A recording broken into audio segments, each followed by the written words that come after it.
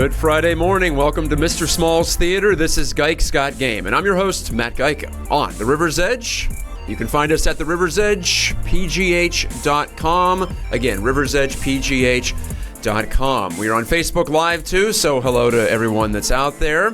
Coming up later in this hour, I'm with you every Friday from 10 to 11. Lucky you. And on today's docket will be an assortment of sports media topics. In fact, I often go to that well for content on this show, and today is no different. I'm going to tell you why a hated team, or at least a despised or a disliked team here in Pittsburgh, should be looked at as a role model in at least one way for something they did on social media yesterday. I'll elaborate in just a little bit. Also, there was quite the stir-up or quite the conversation on Twitter yesterday about something that I've talked about on this show, where the line between fan and media member and reporter ends up being. Has it been blurred? Has it been completely erased in some cases? There was a prominent member, a long-standing member of the media, that railed against current trends in the blurring of that line. So I'll get to that too, and I'll offer my own take. It's funny. It's almost like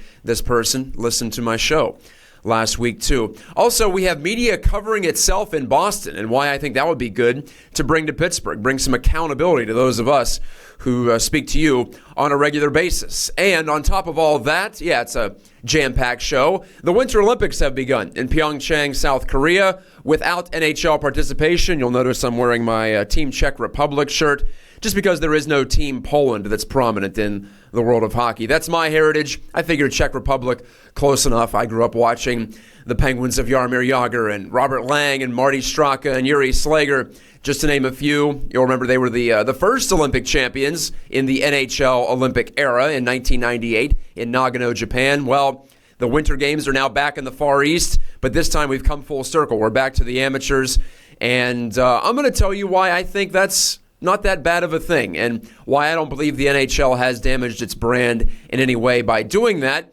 And if anything, we all stand to benefit by getting to know some new heroes in the Olympic tournament. My guest on today's show, my expert witness, is a frequent one, but a very relevant one on a day like today, too, considering some recent news. Coming up in the next segment, it'll be Alan Saunders, and we'll be digging into his Pirates insight. He wrote a story for PiratesProspects.com, a new online home for me as well, in addition to Pittsburgh Hockey Now. But Alan wrote about the situation in Venezuela, and that has become quite pertinent this week as Venezuelan Pirates catcher Elias Diaz has had his mother kidnapped in Venezuela, holding her for ransom to try to get something from Diaz. We've seen this happen with players and their families before in that country that's been torn apart by political unrest. So Alan will give us some insight on that. And I believe I've linked the story, so I'll retweet that on the River's Edge account too. So all of that and more upcoming on this hour on the River's Edge. And I want to start, though, with, like I said, a team here in Pittsburgh that most people don't like, the New York Rangers. And why am I saying the Rangers are a role model in this case? Well, when it comes to transparency with their fans, with anyone in the public who might be a consumer or a customer of New York Rangers hockey, or a hockey fan in general, or a sports fan in general, I liked what they did yesterday. We're approaching the NHL trade deadline. It comes up on February 26th, and usually teams that are within striking distance of a playoff spot, like the Rangers are, I believe they're just a few points out of the Eastern Conference's second and final wildcard position. Usually teams in those spots, well, they go for it. They try to load up, or at least they pretend that they're going for it, even though behind the scenes they might not actually be doing so. The Rangers are dead last in the 8-team Metropolitan Division. They've fallen on hard times. If you watched the Wednesday night rivalry game on NBC Sports Network on Wednesday, they got absolutely slaughtered at home by the Boston Bruins, who are the hottest team in hockey. So no shame in losing to the Bruins, but the way they did, falling apart. Henrik Lundqvist pulled again. Lundqvist, it seemed, was keeping them viable for a long time this season, but now the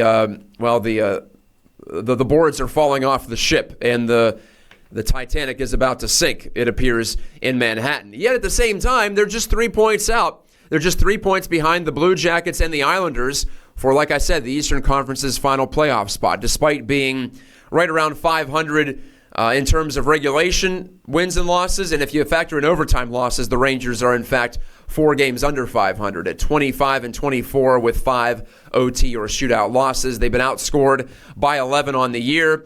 That's another indication of their true talent level. The Rangers aren't very good this year, and the Penguins dispatched them coming from behind a couple of weeks ago, and I thought, yeah, it looks like two teams going in opposite directions, with the Penguins having won 11 of 14 since the new year, and the Rangers going the opposite way. But the Rangers on social media yesterday, not in some statement that they issued through traditional sources, not in some interaction with the press corps, but on Twitter yesterday, the Rangers went deep, and they used the Twitter account as a direct conduit with their fans. And you see so many teams in sports use their social media accounts as kind of a separate entity, and you'll often see Twitter accounts or Facebook accounts say, we are not actually the front office. Don't tweet at us. Don't post at us. Don't mention us in saying, oh, you should put such and such on the third line, or you should have made this trade, or you really screwed up with this free agent signing, because the people who run the Twitter and the Facebook accounts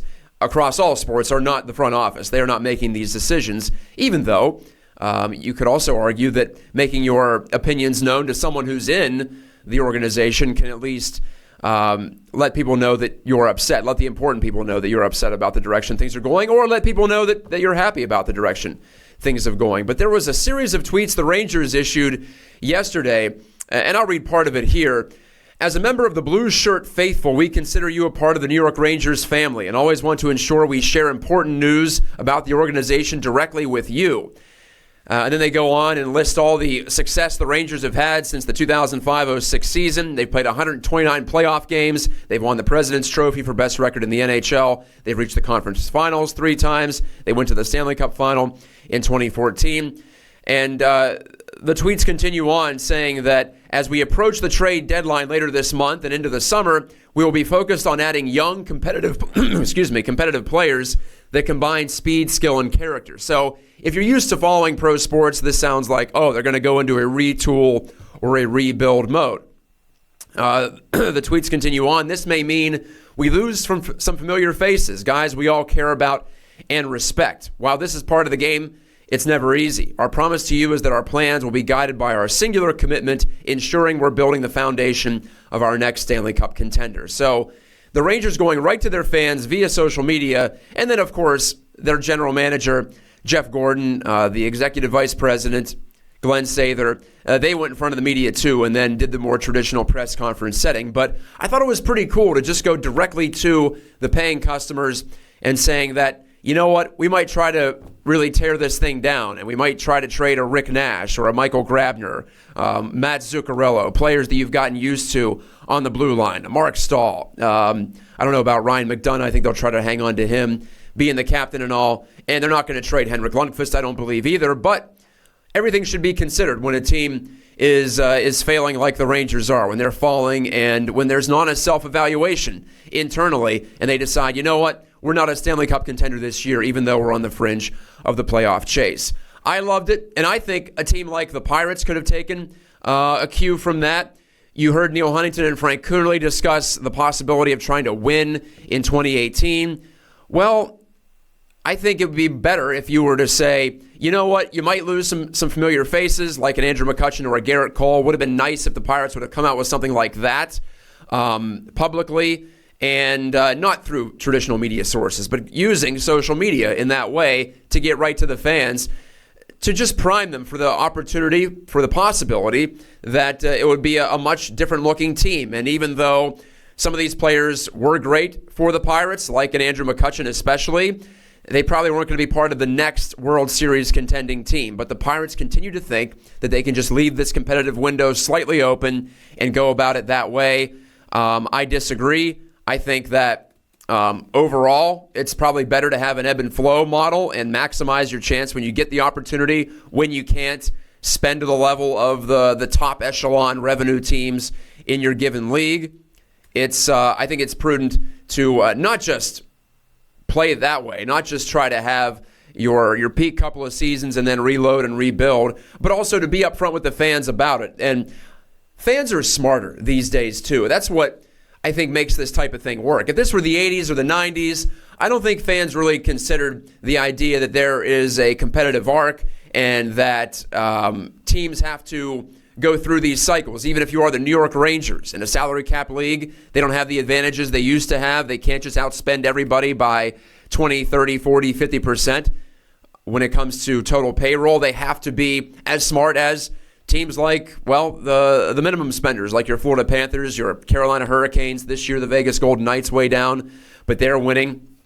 But anyway, with the way that sports are and with the way that fans have gotten smarter, I think they get this stuff. So I think you can be more upfront without insulting their intelligence, without making them discouraged. In fact, if you can get fans to buy into a rebuilding plan, it's also smart in this way. You can buy yourself time as management too. You can allow yourself to not be under constant duress in a public relations standpoint and go about the work in rebuilding this team while chipping it down and then trying to rebuild it again. Now, it helps when you're the New York Rangers and you had some playoff success in addition to your regular season success. That's where they're different from a team like the Pirates. The Rangers, as they mentioned, they played so many postseason games. They've been to the East Final. They've been to the Stanley Cup Final when they lost to the Kings in 2014.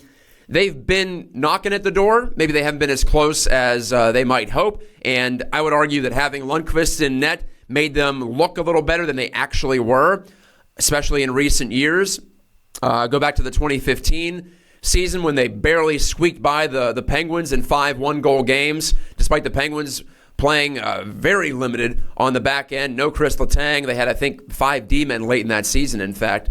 The Penguins did. They were also very limited up front in terms of depth, in terms of their system they were running under Mike Johnston, and still the Rangers had to eke it out. There were never any easy postseason wins. Not that most of them are, but there were never any real blowout situations in the playoffs for them, and that's because they had to eke by. And they got some great goaltending, and that helped, and that continues to help. And Henrik's had a great bounce-back year, in fact, in 2017-18, so maybe they can still build around him, even though he's getting closer to the end of his career, much closer than he is to the beginning. So I think that's a lesson. What the Rangers did yesterday, just throwing the tweet storm out there, saying, listen, we're going to do it this way, we're going to tear it down and then build it back up. I think that works more nowadays than it ever did. But even if we weren't in this enlightened age of fandom, even if it was the 90s or the 80s or the 70s, and people would just roll their eyes at the idea of a rebuild,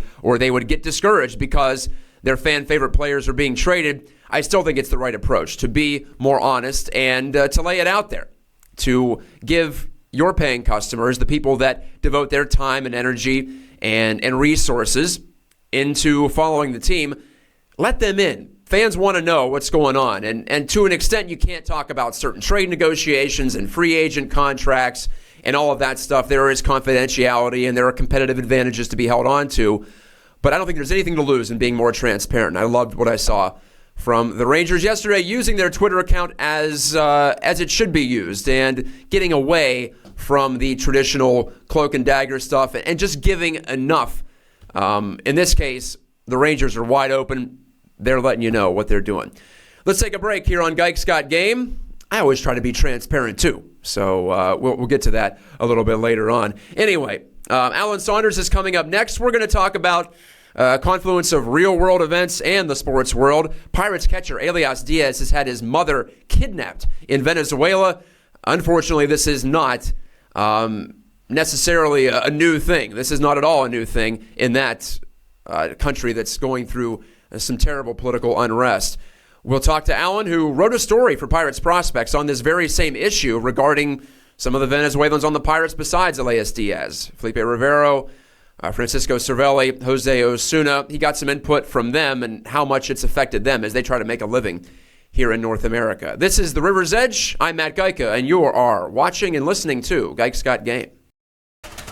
Here we are back at Mr. Small's Theater. The song was called Strange Future. I've heard that a few times in the interludes on my show. Brian Crawford's here alongside to produce. Which artist is that? That is Wolves in Sheep's Clothing. Wolves in Sheep's Clothing. My good friend Jared Wickerham wanted to know, so I figured I'd throw that out there for him. Another one of my good friends in the media realm is on the line, as he often is, on Geick's Got Game. And again, I am Matt Geica. We are broadcasting here live 10 to 11 a.m. every Friday in Millvale. Alan Saunders, well, he works for many outlets. Much like myself, he responds to the multiple gig situation. But he, in relation to the Elias Diaz situation I brought up in the first segment, he actually talked to 3 Venezuelan Pirates last summer for a story he did on Pirates Prospects. I linked to it on Twitter. I'll also throw the link up here on Facebook on this feed if you are watching via that way. But Alan, unfortunately, with Diaz's mother being kidnapped, it's not something that can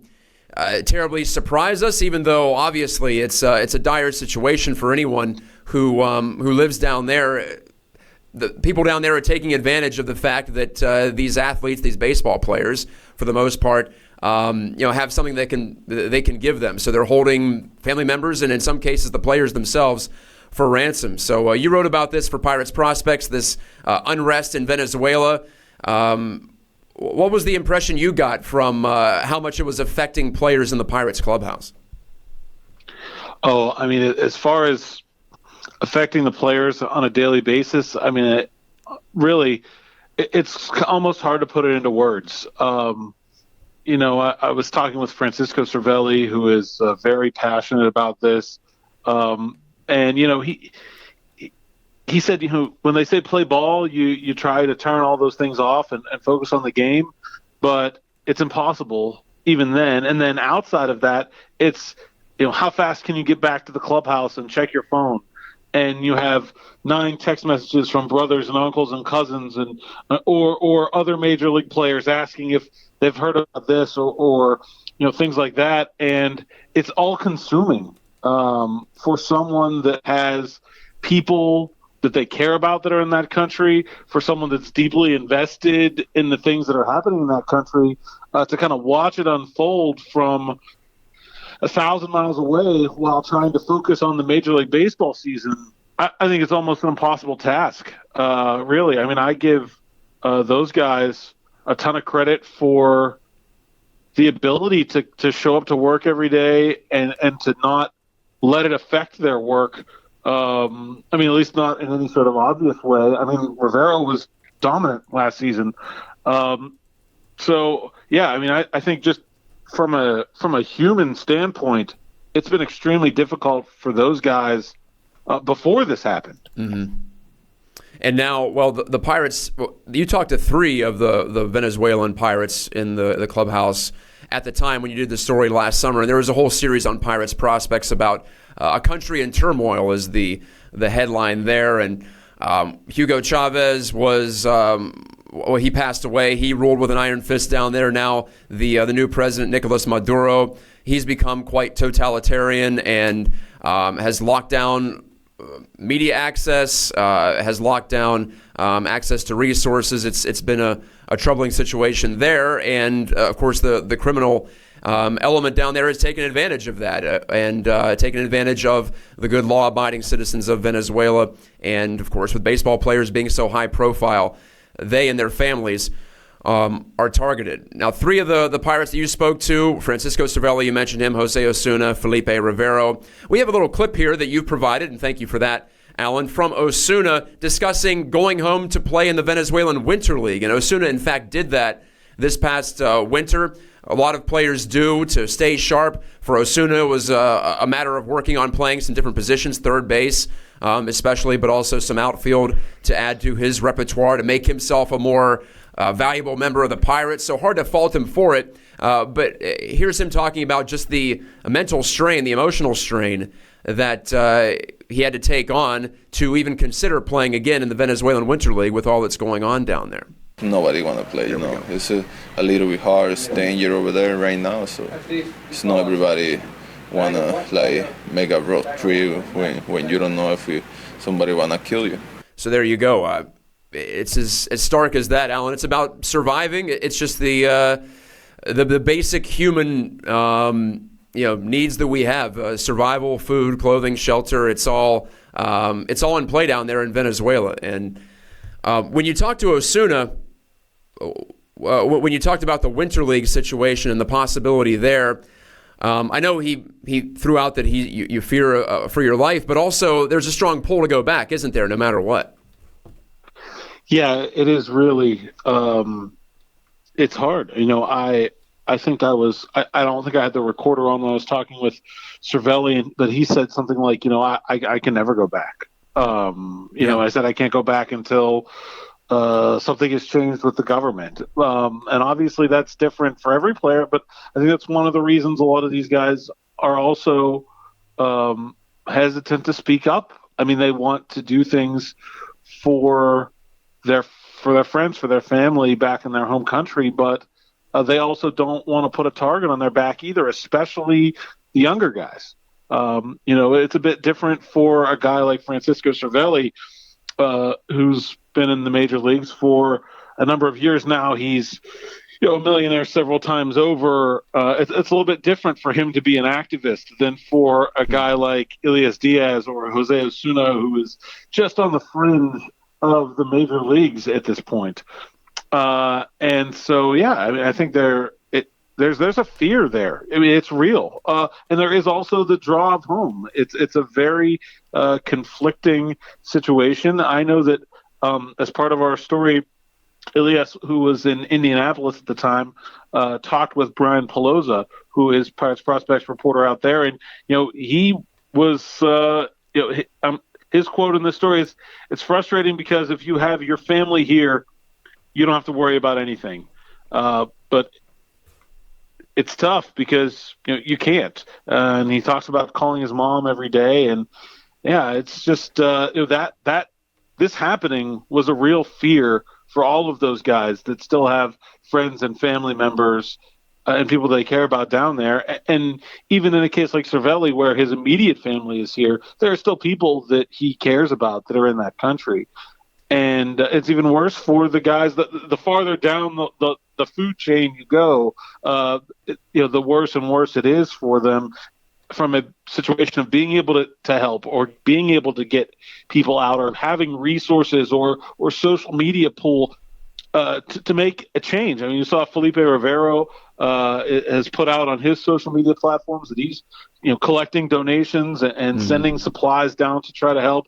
But if you're in single A, that's not an option for you. It's certainly not an option at the same kind of level. So it's a terrible situation. It's something that's really it's scary for these guys. And there are some teams that have more Venezuelans than most, but more than 100 were active in Major League Baseball last year. So you're talking about an average of about 3 a team. So that's where the Pirates are, 3 or 4, depending on Diaz and Osuna's status for opening day. But they're going to have Cervelli, they're going to have Rivero, 2 key members of the Pirates who are playing with half their heart at least back home. And you saw Cervelli with eye black last year, on the eye black inscription saying SOS Venezuela. Felipe Rivero hanging the Venezuelan flag upside down in his locker as a sign of distress. So these guys are carrying it with them, and they're doing the best they can to raise awareness for it. So take a look at Alan's story. If you're watching on Facebook Live, I have it linked in the post. It's also on Twitter. I retweeted it via the River's Edge PGH account. And if you want to find it, just search A Country in Turmoil. If you want to find it on your own, A Country in Turmoil on piratesprospects.com. It's a free story, even though Pirates Prospects is, for the most part, a pay subscription site. So, Alan, if we can make the abrupt turn back to the rather trivial world of pro sports, I know you were listening to part of my opening segment about how I liked what the New York Rangers did yesterday and being very transparent with their fan base and saying that, you know what, we're a couple of points out of a playoff spot, but at the same time, we don't feel like we're close to being a Stanley Cup contender, and we may lose some familiar faces. We may send some familiar faces, some beloved players elsewhere in order to try to make this team better in the future. I contrasted that just briefly with the Pirates and how I feel like they're trying to have it both ways in saying they're trading guys, but you know what? We still could be competitive this year, and also just not being as forthright. That's what I like the most about it. Even if you may disagree with the premise, you may say, hey, the Rangers are 5 points out or 3 points out, whatever it is. It is 3 points out right now of a playoff spot. They should be going for it. They owe their fans that much. Even if you disagree with the strategy, I think you have to appreciate the approach here. What are your thoughts on that? I think anytime a front office can get their fans to buy into a plan that's anything other than spending every available penny they have to win a championship at this very moment, that's got to be a win, right? I mean, if you're a general manager in sports, I think job one is to win, and then job two is to find a way to keep your job when you don't. Exactly. Right? So, I mean, you're not going to win. So like job one win, yeah, that's fine. But you've got to come up with a plan B for when you don't win, because you're not going to win all the time, even if you're really, really good at what you do. And so I feel like any time that you can, I mean, I think the obvious sort of parallel is the 76ers in the NBA. And really before them... Trust the process, yeah. Well, and before them, it was the Thunder in Oklahoma City that kind of paved the way for that to be a thing, right? They did it and it worked. And then so when Philly went down that road, they had someone to point to say, this is whose path we're following. And I think that made it a little bit more believable. But yeah, I mean, you have to have buy-in from the fans with whatever it is you're trying to do, or you're swimming upstream the whole time. And I feel like maybe more so than any one specific area of a general manager's job, whether you look at trades or free agent signings or the draft or whatever, I think that's probably the largest and most legitimate criticism of Neil Huntington's tenure as Pirates general manager, is that I don't think the fans have ever been on board with the plan at any point. And some of that is I think, because Pittsburgh is not a baseball town. Everything gets viewed through an NFL lens here. The Pirates are going to do things differently than the Penguins and the Steelers do, and that's out of necessity. And people don't have a sympathetic ear for that. Mm-hmm. But I think a lot of it is just a failure to be forthright and frank and open with the fan base about what's happening, about what realistic expectations are, and about the reason that they do things. And I give the Rangers a lot of credit. That's a franchise that doesn't really have this problem very often. So, you know, if you're looking at it, if one of those two teams needed to have a plan for getting the people to buy in when they lose, it should have been the Pirates, not the Rangers. Right? That hasn't been a problem for the Rangers very often over the last 50 years. It's been a problem for the Pirates a whole lot.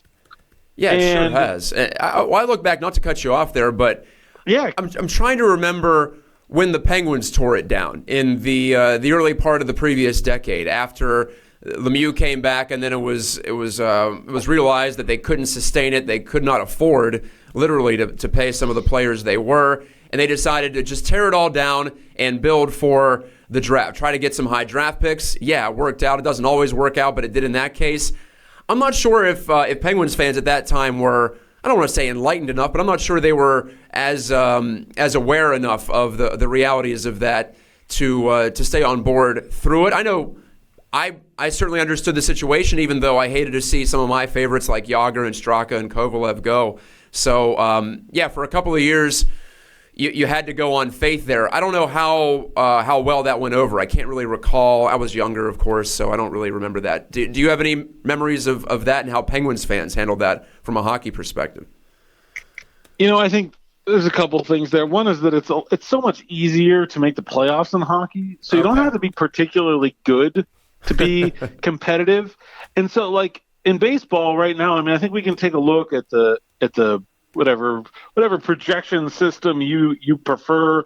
But you go take a look at whatever PECOTA says, and you can cross like 6 teams off your World Series chances right now, today. Easily, yeah, right. It's not the same in hockey because it's, the 8 teams in each conference are going to get in. And so I think there's that part of it. And also, when you have a generational player, even a declining one on the team, like Mario, there's always a belief, I think, that kind of no matter what else you have, if you have that guy, you have a shot. And so, I think in those years it was more, we're talking specifically about, like the time, I guess, after Yager left, but before kind of Crosby arrived, Yep. that 4 or 5 year period. I do think there was, it was more of a, well, is Lemieux going to be able to play a full season? Is he going to be able to stay healthy? What can these young guys around him do?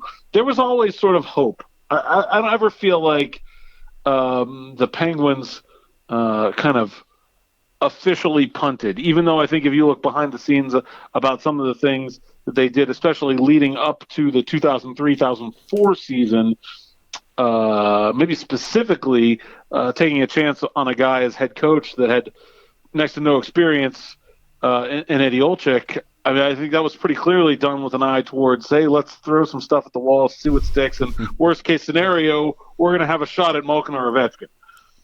And that's exactly what happened. It was worst case was Malkin after they finished last overall in 2003-04. Then they got the benefit of being bad. What was it, the previous 3 years? I think there was some sort of a weighting system with the Crosby lottery where how many playoff appearances you made over the past 3 years, that would take away some of your bingo balls in the hopper. So the Pens had missed the playoffs all 3 of those years, so they had the maximum number, and it all worked out in their favor there. And also there was the idea, I know as a teenager, Alan, I bought into the thought that the NHL's economic system was angled against the Penguins. I believe the Penguins did make some public overtures to this effect. They were talking about how they weren't going to be able to compete with the Rangers or speaking of the Rangers and the Red Wings especially. Those were always the two teams that threw a ton of money at things.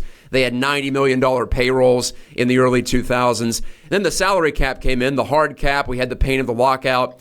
But that also, I believe, added to the hope that at some point that system was going to get quote-unquote fixed. So you can't make the direct comparison to baseball in that way either. Yeah, it's a different situation, obviously, but I do think that, I think Neil Huntington doesn't have an easy job. I mean, I don't think that anybody is sugarcoating that, but I definitely feel like, it was a columnist, and now I'm not remembering. Was it Paul Zeiss, who after Neil's last public statement said, maybe sometimes this guy just needs to shut up. Mm-hmm. And that didn't ring completely untrue to me. I do feel like the Pirates are particularly bad at explaining the logic behind what they're doing and getting people to buy into it. And that matters. That makes if you look at the Sixers season ticket base, it hasn't eroded in a way that you would expect a team that was that bad for that long to erode. I mean, compare it to a place like Pitt basketball, where you went from a championship caliber team to very bad in a short amount of time. And they've lost 80% of their attendance. It's not the same because they convinced people that there was a plan, that things were going to get better, and people bought into it. And I really do think that's a big part of Neil Huntington's job, and I don't think it's one he's done particularly well. Yeah, he could use some coaching, or, like Zeiss said, just say less. Maybe if you're not good at selling, just sell less and let someone else do the sales job. He's got a pretty good salesman for the product on the field in Clint Hurdle, but yeah, it's never been a strength of that front office, whether it be him or Frank Coonelly or Bob Nutting, whenever he deigns to come down to speak to us normal folk here on the ground. So yeah, some failings in that way, and yeah, the way the Rangers handled it yesterday, it seemed like a revolutionary thing, even though really it was just taking a statement and putting it on social media, but I did enjoy that, and I think a lot of teams can take a lesson from it. His name is Alan Saunders. You can find him on Twitter at @Saunders, SAUNDERS _PGH. He's my new teammate, if you will, at Pirates Prospects. I'll be contributing analysis and commentary on the Bucks in the 2018 season, hoping to slip down to spring training at some point too. Alan, good talking to you, and I will be talking to you very much so over the course of the coming months. And thanks again for sharing your insight. Yeah, absolutely. Anytime. Thanks for having me, and we'll see you around. Saunders, like myself, a multi-sport type of a guy. He can talk hockey, he can talk football, he can talk basketball, he can talk baseball. That's why I love to have him on here on Gike's Got Game. Saunders has game, as a matter of fact. Coming up next on the River's Edge, I'll dig into media covering media in Boston, why I think that could actually help here in Pittsburgh and in a lot of markets, even though it might not be entirely feasible. Also, a real dust-up related to that situation in Boston. Bigger problems to fry in sports media, if I can mix my metaphors, compared to what a lot of us tend to worry about and fuss about in the sports media industry. Keep it right here.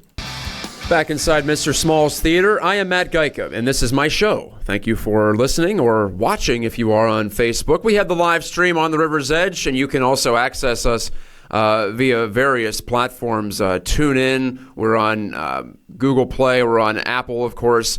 When it comes to podcasting, we've got you covered there. All of our shows available after the fact in archive form, in addition to the video, which I do enjoy. It feels a little more personal. I can talk directly to you from the bully pulpit here in Millvale. Thank you again to Alan Saunders for coming on board, talking a little baseball and hockey. As well, those are the two primary topics that he and I do discuss when we are just chatting IRL in real life.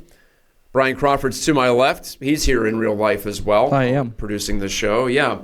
And Brian would like to make this interactive, so thank you to Pat Clark for commenting. We're getting some nice comment interaction here. This is great. On the Facebook. While Jonathan Turtle says, get back to work, I think that's an allusion to the fact that I seemingly have like 5 different jobs now since I left DK Pittsburgh Sports. I picked up all this work. It's funny, Brian, how that works, too. You leave a spot, and then all of a sudden everyone realizes, oh, he's available. Maybe he'd be interested in doing this and that. And I also have this thing where I have a hard time saying no to people. Yeah. I don't know how you are, too. Yeah, I'm difficult. I have a hard time with that as well. Because I don't want to – I've been in a spot where I was desperate for opportunities. So I don't want to turn anything down that might develop and germinate into something promising. So yeah. That's always the challenge, isn't it? I think that's the hardest thing to learn how to say is no, because – to feel wanted is also very addicting, is it not? Plus, it's also fun to do a lot of these things. It is, so. Yeah. As I was talking about with Alan, he and I both respond to having multiple gigs. I know this has been your baby away from your 9-to-5 job. Not that you actually work 9 to 5. Yeah, well, but like almost 9 to 5 overnight. Yeah, right. Almost. The different 9 p.m. to 5 yeah. a.m. Anyway, though. Maybe that's just modern society. It's more of a gig economy. I've heard that expressed. Yeah, I've heard that's a big thing, especially with millennials. I've heard that on the news as well, that it's the world that we seem to be moving into. And it's crazy because in the same sentence, those companies that talk about the gig economy will also criticize millennials for not being loyal to a company. Well, why in the hell would you be loyal to somebody who's not going to give you the hours or, or nowadays, benefits. You don't get pensions and things like that anymore. Yeah. So I don't understand why you should be loyal to a company that's not really loyal to you. I have found loyalty to be the most overrated of qualities. Not when I'm talking about friends and family, like personal loyalty, but professional loyalty, it only goes as far as what you get back, right? And you can only take so many leaps of faith or steps in one direction before you have to have some reciprocation. Or, in my opinion, you're just a chump and you're gullible. And you're naive in those cases, too. So... you hit on something there too. I've seen so much criticism of our generation, our millennials. I think you and I are both like older millennials. Yeah, we're on the older half of that. Yeah, I'm not sure how old you are. I'm 31. I'm 32. So yeah, I'll be 33 next month. We're on the older side of it. And then you have, of course, what's the level below us now? There's a word. Yeah, I can't remember the name. Generation Z? Something like that. They're the ones that are eating the Tide Pods, I think. Yeah. Yeah, maybe. We should try that on the air. We'd get some ratings. That would get some ratings. I don't know that there would be a repeat show. Maybe not. Yeah, we would probably we would hit the entire 4-hour Facebook limit for video content. We would just be lying here in agony. Yeah. Did you watch the Super Bowl? I'm assuming you did. I watched part of it. I actually had a show during the Super Bowl. Oh, yeah, my own show. So I came in counter-programming. Yeah, exactly. I was competing with the Super Bowl. So that's smart. Yeah. So I caught the end of the halftime show, and then I saw the third quarter and I think like a minute or two of the fourth quarter, and then I had to drive to work, unfortunately. Well, I bring it up because I felt like Tide was the star of the ads because they kept sliding in these little 15-second snippets where the ad was supposed to be something else, or it looked like it was something else, and they would say at the end, "This is a Tide ad." Actually, they would fool you. They had the guy from the Old Spice commercials riding the horse on the beach. Remember him? Yeah. His name was like Mustafa something, the actor himself, but they even recruited him for this sort of thing. That's amazing. Yeah, I liked it. It was very meta. It was very self-aware and winking at the camera. I always respond to that, as opposed to the usual Bud Light nonsense or whatever else is out there. People getting hit by trucks. The slapstick. You can always tell the companies that are stuck in the 90s, people were getting run over by trucks and stuff like that, and you have these random celebrity cameos. Danny DeVito, I forget who the heck he was. Morgan Freeman. It's like, I don't know if people really respond to the celebrity cameo or the broad humor. I like the subtle stuff better, and I think that's more fitting with the zeitgeist of today. Yeah, no, I agree. That's definitely my type of humor. I've never been much of a slapstick guy. It doesn't really entertain me, but that kind of humor does. And I'm glad to see that they're being creative, because I feel like in the last several years, the Super Bowl commercials have become extremely bland a lot of times, and a lot of times way too serious. Mm-hmm. The Super Bowl commercials are supposed to be fun and entertaining, not serious and heartfelt.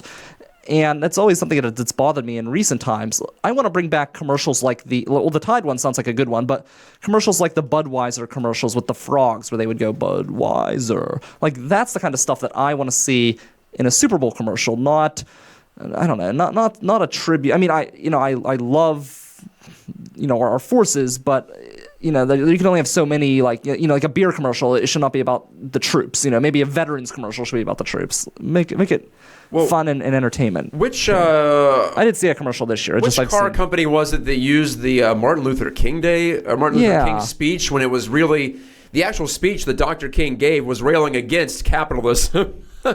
And they use it to try to sell a truck. The thing is, it's also kind of like using using Martin Luther King, or using the troops, or using you're exploiting. It was Dodge Ram trucks. Yeah, so you're exploiting Dr. King there. In whenever they always use the veterans, it almost seems like they're. It's exploitive. Yeah, it feels like it for me. Here, you feel good feelings about the military, so maybe we can transfer some of those over to our brand. It feels so awful. I'd rather they, like you said, just be silly. Yeah. Capture your fancy, make us surprise us in the ways that the Tide ads did, I think, too. So it's all it's all up for debate, right? It's all a matter of taste. But I think for the most part, everyone agreed that the Martin Luther King speech in the really on low class. The Ram trucks ad was a real mistake there. So thank you, Brian. Brian hosts River Talk. I always like to promote that. Thank you. Every week, too. And I did want to get to one of the comments. Pat Clark, just to bring it back to Pittsburgh sports. I know I'm all over the place. That's this show. So what? Pat Clark asks me, do you feel comfortable with what the Penguins have on defense currently? Yeah, it's trade deadline season. And in fact, go to Pittsburgh Hockey Now. Our very own Dan Kingerski has a nice little scoop on where Penguin scouts were yesterday. If you're interested in that, PittsburghHockeyNow.com. And I've had Dan on this show too. But as for Pat Clark's question, I don't mind what they have on defense right now. In fact, I wrote something on PHN this week regarding how I would keep Ian Cole in the lineup, and that would give you some more depth. Instead of trading Ian Cole to try to fill out the third center spot, maybe you just hang on to what you have. You roll with some youngsters. We'll see how Teddy Bluger does tonight if Carter Rowney can't go at Dallas. And I'm okay with what they have on D. I still think Matt Hunwick will be better in the future, despite a rough first season after that free agent signing in the offseason. But with Jamie Alexiak playing as well as he has, and with Ian Cole looking better, both by the eye test and by the advanced metrics, Chris Letang appears to be trending up too. I think they're okay on D. I'm not sure I would really mess with that, even though, as we've talked about ad nauseum here and in other platforms, as I've talked about ad nauseum here and on other platforms, yeah, they could still use. The third center is still the elephant in the room, and we'll see what they do with it, whether it be internal or external, or as Mr. Kingerski has written about on Pittsburgh Hockey Now, maybe there's a plan B for Jim Rutherford to just load up on the top six, get a winger like Buffalo's Evander Kane.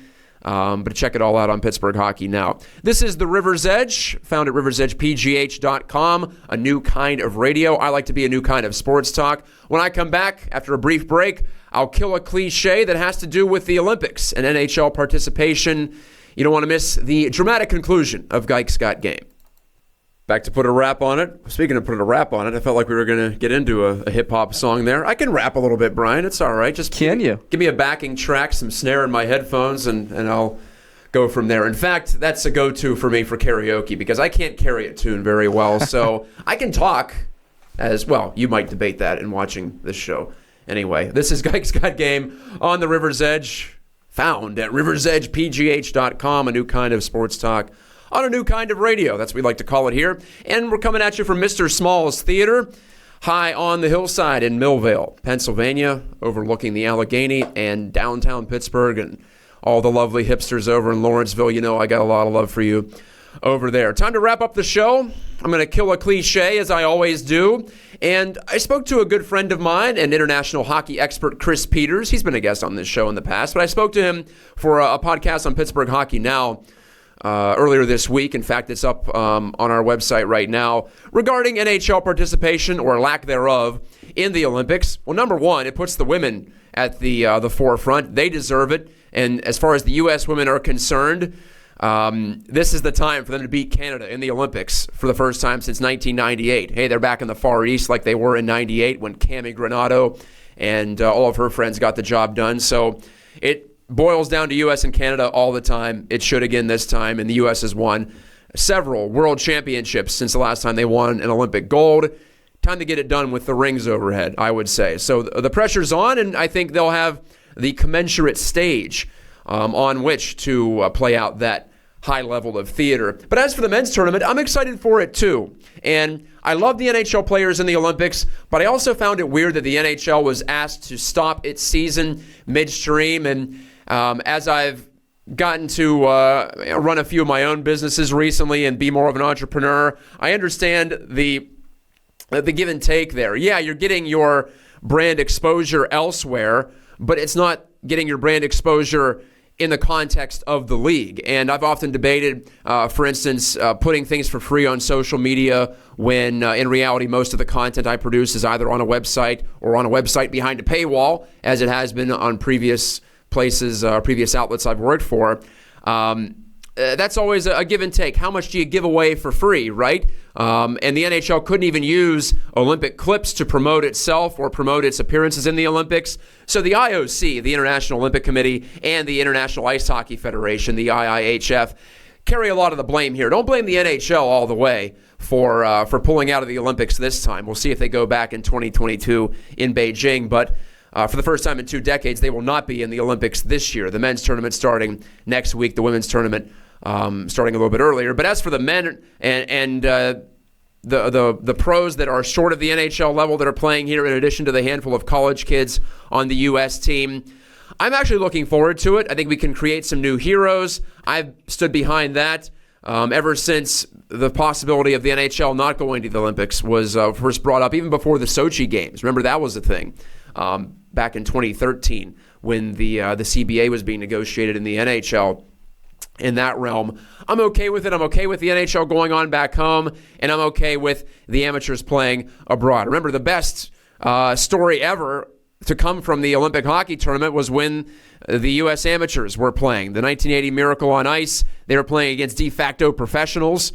And like I said, a lot of these guys aren't true amateurs. They're just not NHL players this time around. They're playing in pro leagues around the world. But it's okay. I'm all right with it. It's still going to be pretty good hockey, I would say. And I also appreciate the NHL hanging on to its properties and making sure that it has control over its marketing. It's not sexy. It's not romantic. But I think we will be able to see in the men's tournament, and especially the women's tournament where we know all the players. But on the men's side, I still think it can be romantic. It can still have all the old Olympic cliches of people putting their lives aside and going to compete for their countries, even though they're not making big bucks in professional leagues. Well, I left some stuff on the table this week. I was going to talk about media covering media up in Boston. I was going to talk about the blurring line between fandom and reporter and media personality and where that lands.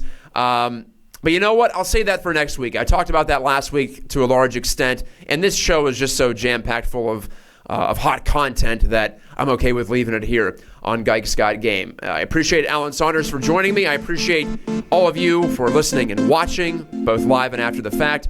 For Brian Crawford alongside, doing a wonderful job producing and joining me on the show, this is Matt Geica, reminding you that when the radio fades, you know life's moving fast. Check me out at Pittsburgh Hockey Now and PiratesProspects.com coming up in the summer and every Friday right here at Mr. Small's Theater for Geik's Got Game.